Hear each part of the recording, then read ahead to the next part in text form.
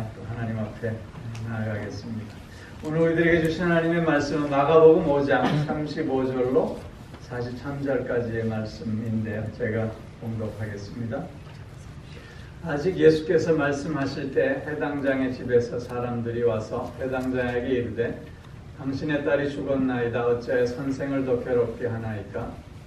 예수께서 그 하는 말을 곁에서 들으시고 회당장에게 이르시되 두려워하지 말고 믿기만 하라 하시고 베드로와 야고보의 형제 요한 외에 아무도 따라옴을 허락하지 아니하시고 회당장의 집에 함께 가사 떠드는 것과 사람들이 울며 심히 통곡함을 보시고 들어가서 그들에게 이르시되 너희가 어찌하여 떠들며 우느냐? 이 아이가 죽은 것이 아니라 잔다 하시니 그들이 비웃더라.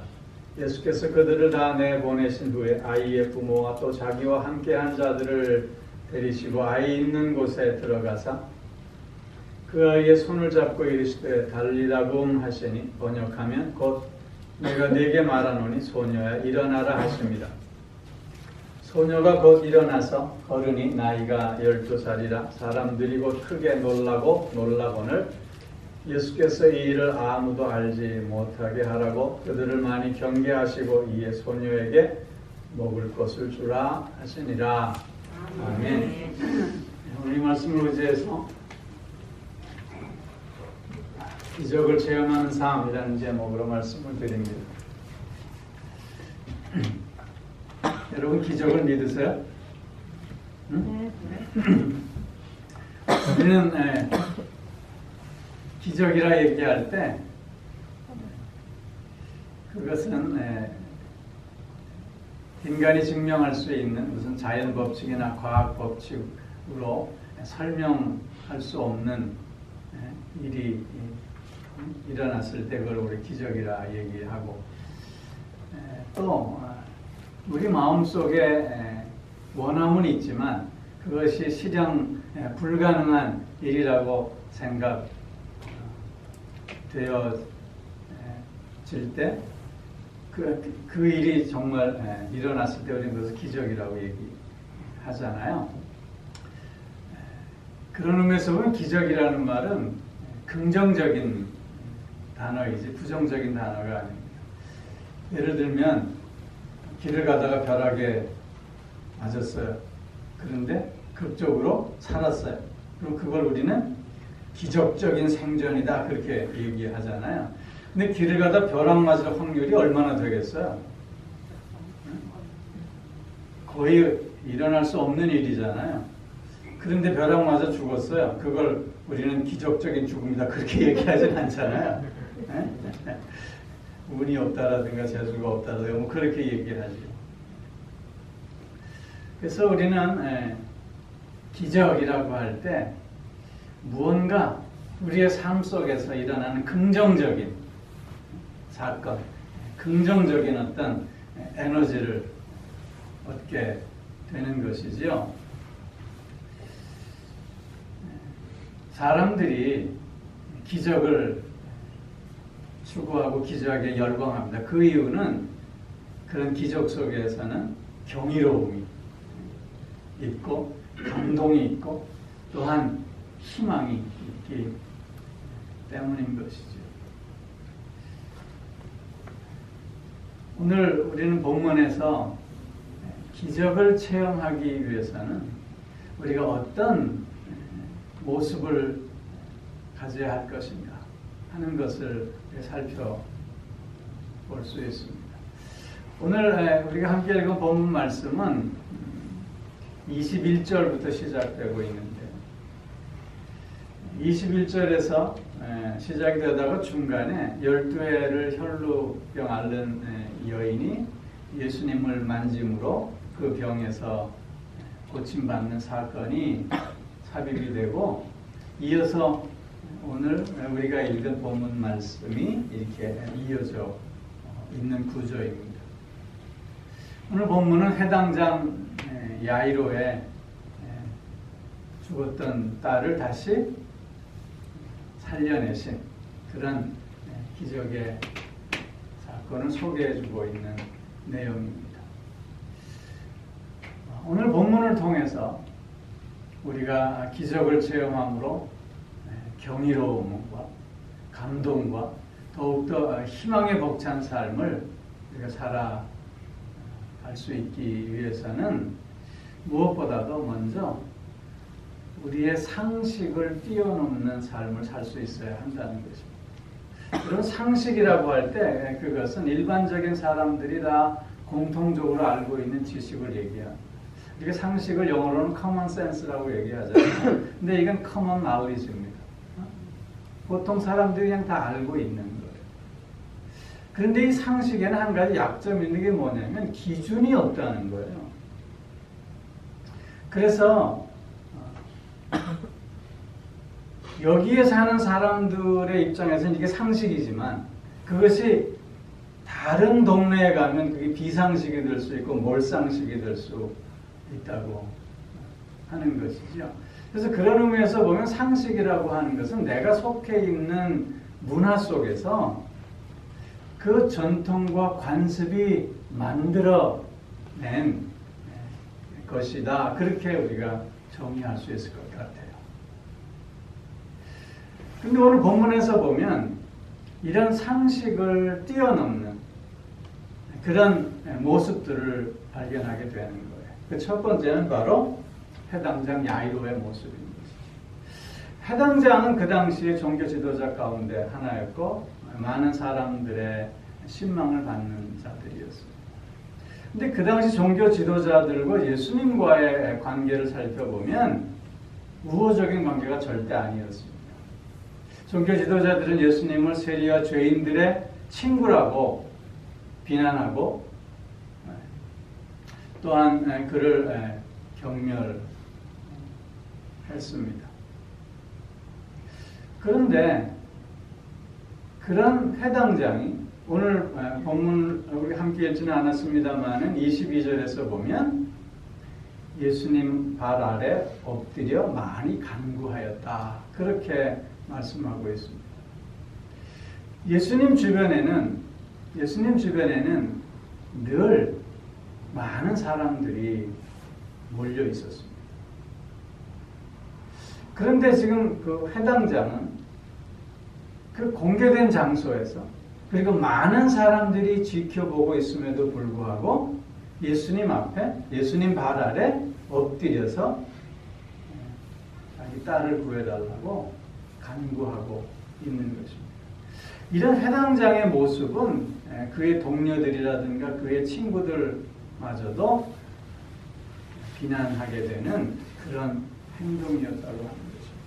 즉 그 당시에 종교 지도자들의 상식으로는 결코 해서는 안 될 행동을 지금 이 해당장 야이로는 공개적으로 하고 있는 것입니다. 해당장 야이로가 이런 행동을 할 수 있었던 이유가 무엇입니까?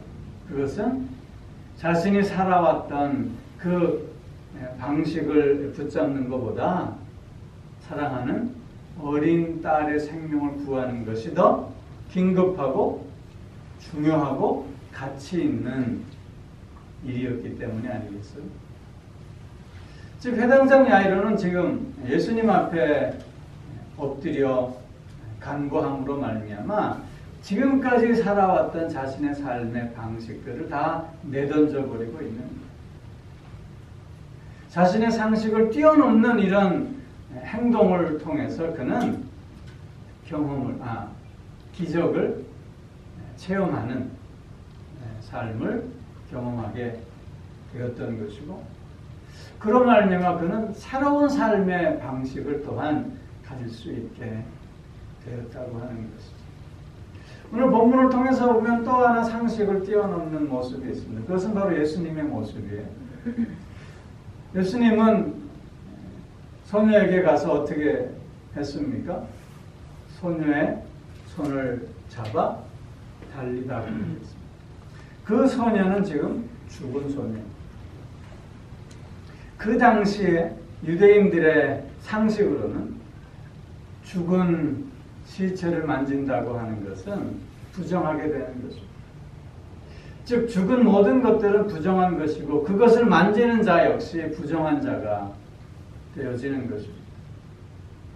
부정한 자가 되어졌을 때는 특별한 정열 예식을 행하지 않고서는 그 공동체에 참여할 수 없었던 것이 그 당시의 상식이었습니다. 그런데 예수님은 지금 의도적으로 그 죽은 여자아이의 손을 잡고 계시는 것을 보게 됩니다. 상식의 파괴였습니다. 예수님의 삶을 보면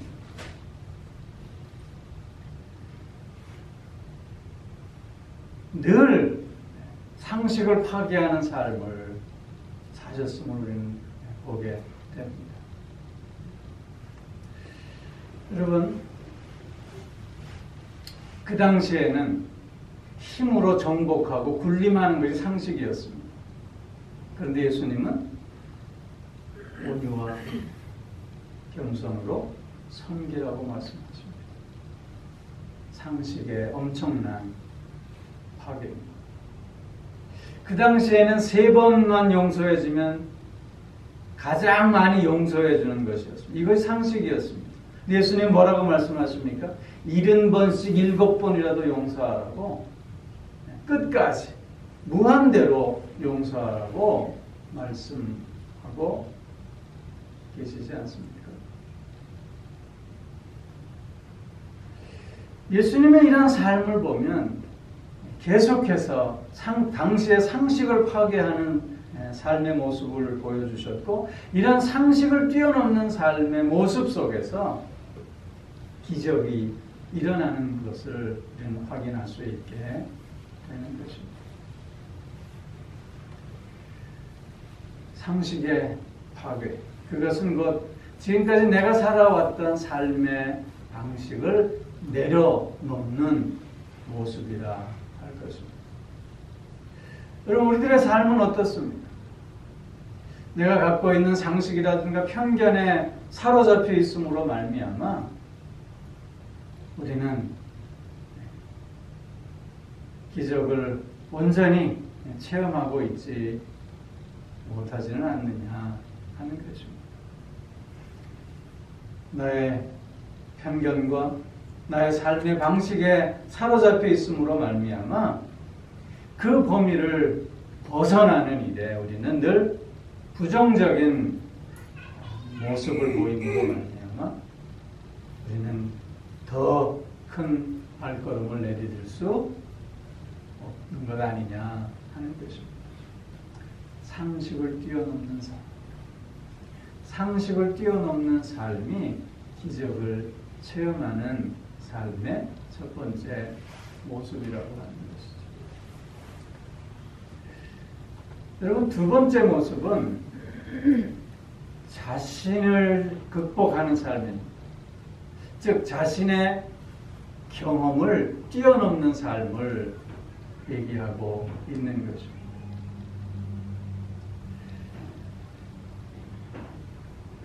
열두 해를 혈류병 앓는 여인과의 대화 속에서 시간이 지체되었습니다. 그리고는 이제 야이로와 함께 야이로의 집으로 가는 도중에 야이로의 집에서 사람들이 왔습니다. 그리고는 뭐라고 얘기하죠? 더 이상 선생을 괴롭힐 이유가 없어졌습니다. 무슨 뜻이에요? 아이가 죽었습니다. 아이가 죽었습니다. 야이로에게 지금 그 친구들이 와서는 얘기하고 있는 거예요.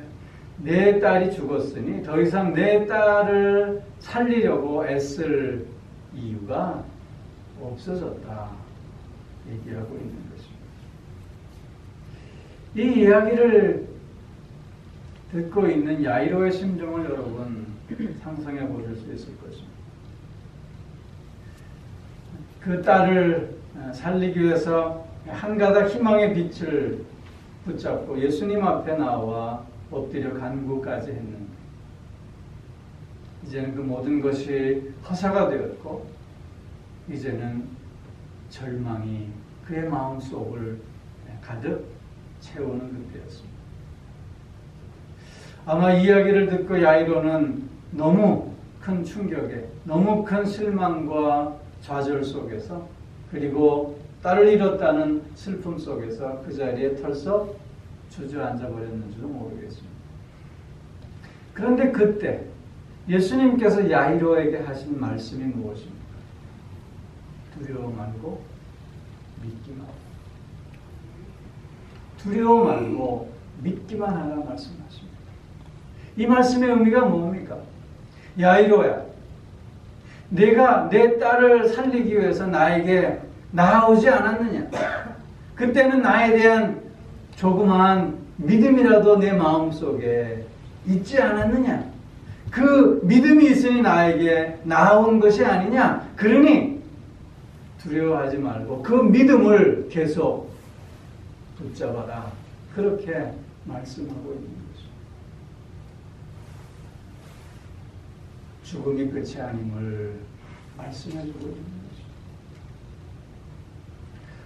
인간의 경험으로는 죽음은 모든 것이 끝이었습니다.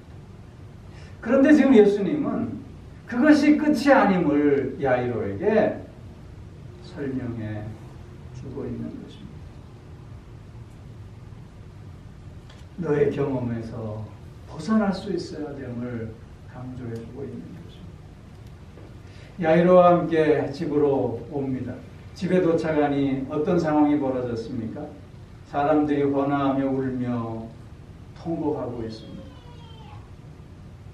그때 그들에게 예수님께서 뭐라고 말씀하십니까? 왜 울며 통곡하느냐? 이 아이가 죽은 것이 아니라 잔다 말씀하십니다. 그랬더니 사람들이 어떻게 했다고요? 비웃었다고 했습니다.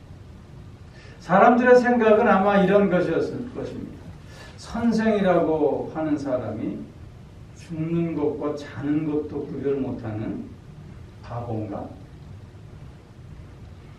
아니면 저 예수라고 하는 선생이 우리를 알기를 죽은 것과 잔 것도 구별하지 못하는 멍청이로 보고 있나? 아마 이렇게 생각하면서 예수를 비웃었을 것입니다.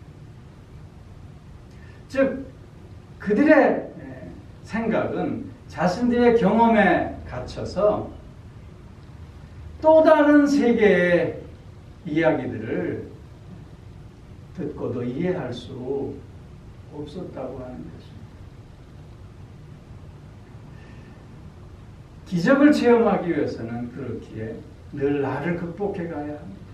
내가 체험한 경험이 절대가 아님을, 완전한 것이 아님을 늘 인정할 줄 알아야 한다는 것입니다.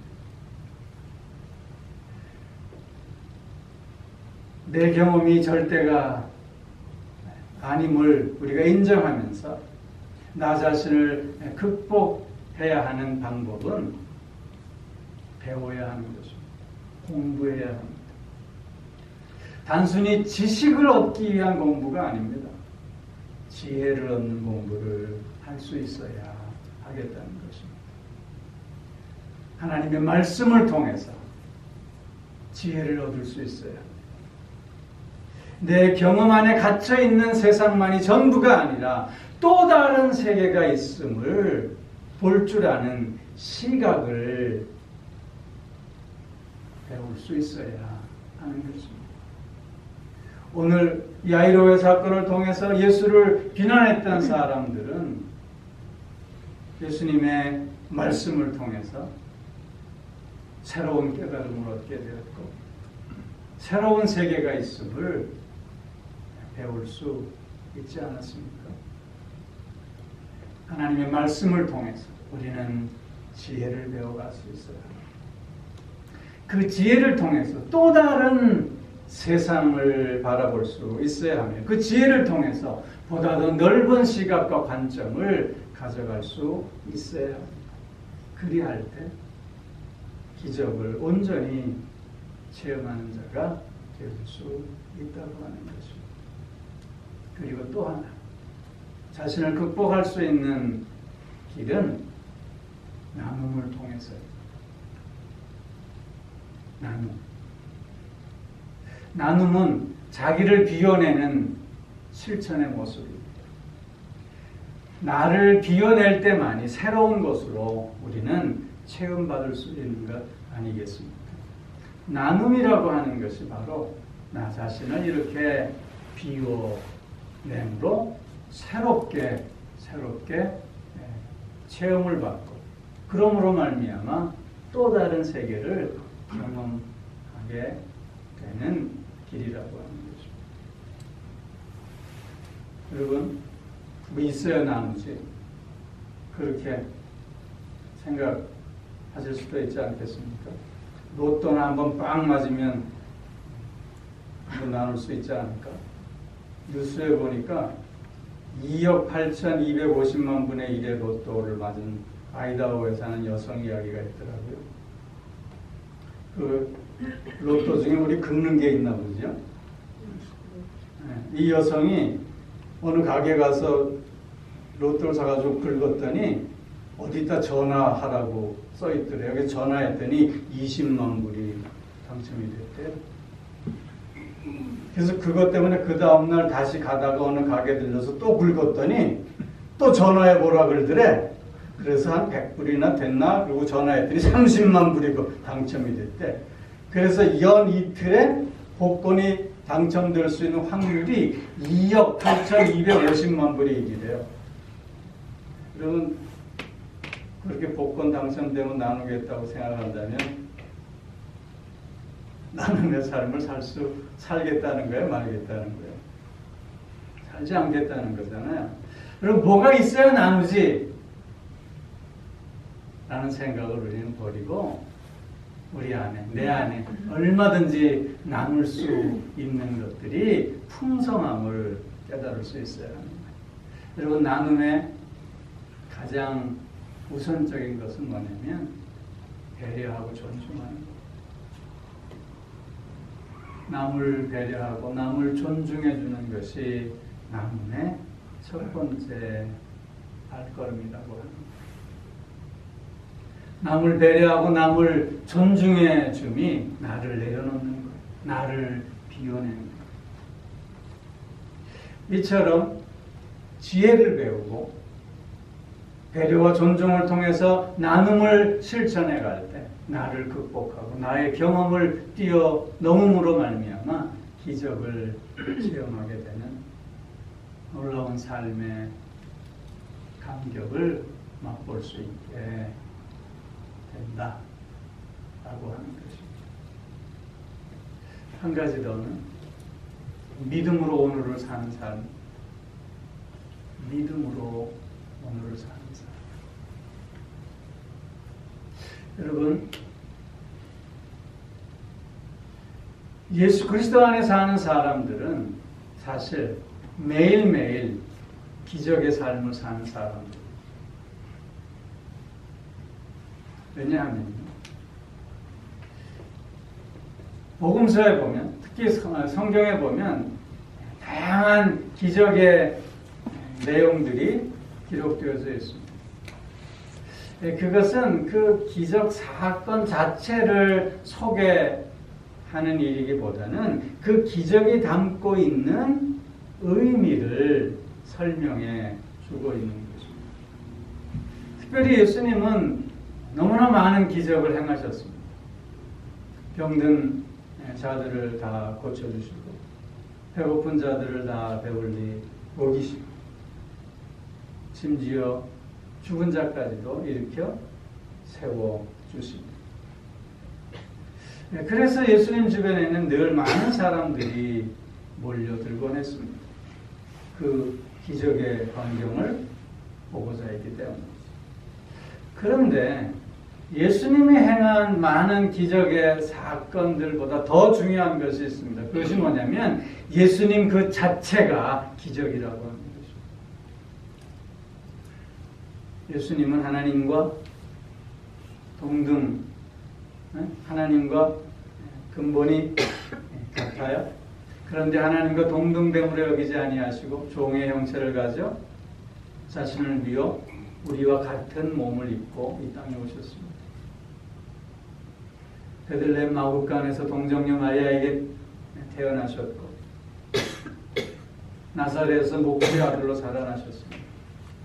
공생의 기간 동안 우리에게 하나님의 뜻이 어디에 있는가, 하나님의 뜻이 무엇인가를 알게 해주셨고, 또한 우리의 모든 죄를 대신 지시고 십자가에 죽으셨고 3일 만에 부활하셨습니다. 이런 예수 자체가 기적이라고 하는 것입니다. 그런데 우리는 그 기적 자체이신 예수 그리스도 안에 살고 있는 자들입니다. 그렇기에 우리 또한 매일매일의 삶이 기적의 삶이 되어질 수밖에 없는 것입니다. 믿음으로 오늘을 산다고 하는 건 바로 그런 의미가 먼저 담겨져 있는 것입니다. 그리고 또 한 가지, 오늘 본문을 통해서 보면 예수님께서 달리다굼 하시면서 그 소녀를 일으켜 세워 주셨고, 그 소녀는 어떻게 자리에서 일어나 걸어다녔습니다. 모든 사람들이 다 놀라서 정신이 몽롱할 때 예수님께서 하신 말씀이 있습니다. 뭐라고 하셨죠? 소녀에게 먹을 것을 줘. 소녀는 죽기 전까지 오랫동안 병 가운데 누워있던 자였습니다. 그랬던 그가 예수님의 말씀을 듣고는 모든 건강을 온전히 회복했습니다. 일어나 걸었습니다. 그랬던 그에게 가장 필요한 것이 무엇이었을까요? 그동안 허기졌던 배를 채우는 것이었습니다. 즉 예수님은 소녀에게 먹을 것을 주라라고 하시는 말씀을 통해서 그 소녀가 오늘을 살게 하라고 말씀하고 계시는 것입니다. 그 소녀의 오늘의 삶의 필요를 예수님께서는 지금 채우라고 말씀하고 계시는 것입니다. 여러분, 야이로의 가정의 삶을 한번 상상해 보실 수 있기를 바랍니다. 죽었던 딸이 살아났습니다. 그 딸의 삶 자체도 기적이겠지만 그 살아난 딸이 건강하게 하루하루를 살아가는 모습을 보는 야이로의 가정 또한 늘 기적일 수밖에 없지 않겠습니까? 달리다굼이라고 하는 말은 아침마다 엄마가 어린 자녀들을 깨우는 말입니다. 소녀야 일어나라. 아침에 엄마들이 애들 깨우잖아요. 일어나. 그게 달리다굼입니다. 그 야이로의 부인, 그 12살 난 딸의 엄마가 아침마다 딸을 깨우면서 하는 말이 달리다굼. 그 달리다굼이라는 말은 결국 예수님의 기적의 말씀 아니었습니까? 달리다굼 소녀를 깨우면서 기적의 아침을 경험하는 것입니다. 삶의 다양한 과정 속에서 정말 너무나도 힘들고 어려운 순간에 처해 있을 때마다 야이로에게 들려지는 음성이 있습니다. 두려워 말고 믿기만 하라. 그 음성을 확인하는 야이로, 그 절망의 순간이 오히려 희망의 순간으로 바뀌어 간 것 아니겠습니까? 이처럼 믿음으로 오늘을 사는가, 믿음으로 오늘을 산다고 하는 그 삶 자체가 기적을 체험하는 삶이라고 하는 것입니다. 우리들도 마찬가지 아니겠습니까? 아침마다 눈을 뜨는 하나님의 기적의 시작입니다. 어렵고 힘든 순간마다 두려워 말고 믿기만 하라는 주님의 음성이 다시 한번 기적을 향해 나아가는 우리의 삶이 되어질 수밖에 없는 것 아니겠습니까? 기적을 체험한다고 하는 것, 그래서 어떤 특별한 사람들만이 하는 것이 아니에요. 예수 안에서의 삶을 사는 우리 모두가 경험하고 누려야 할 삶인 것입니다. 기적을 체험하는 삶 속에 경이로움이 있습니다. 희열이 있습니다. 감동이 있습니다. 그리고 희망의 벅참이 있는 삶입니다. 상식을 띄워놓고 나 자신을 띄워놓고 믿음으로 오늘을 살고 오늘도 이런 삶을 사는 우리가 꼭 되어질 수 있게 주의 이름으로 축원합니다. 기도하겠습니다.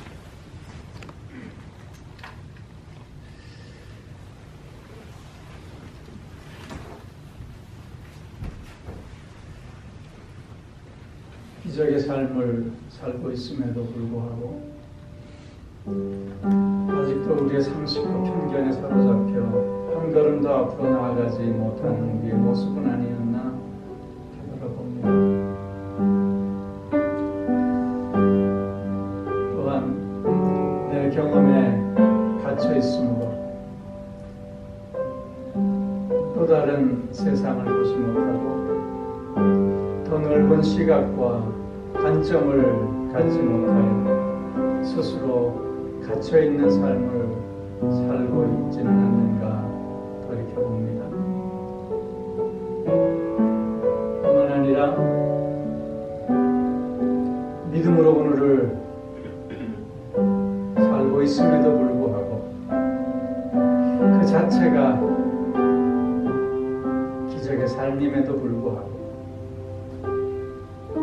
오히려 불평과 불안 속에 살고 있는 우리는 아닌가 되돌아봅니다.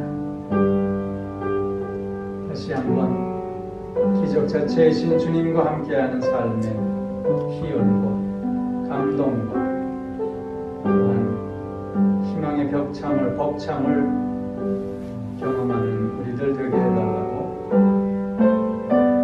다시 한번 결단하겠습니다.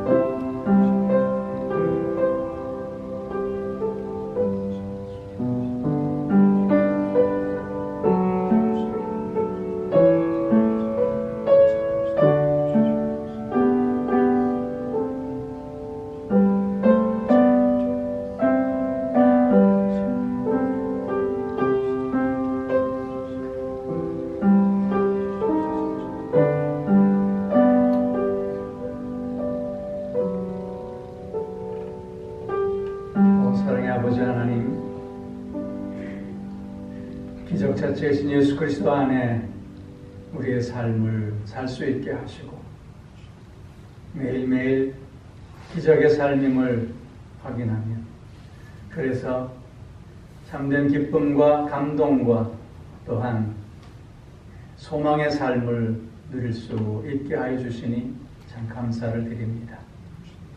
아버지 하나님, 그러나 우리 어리석음으로 말미암아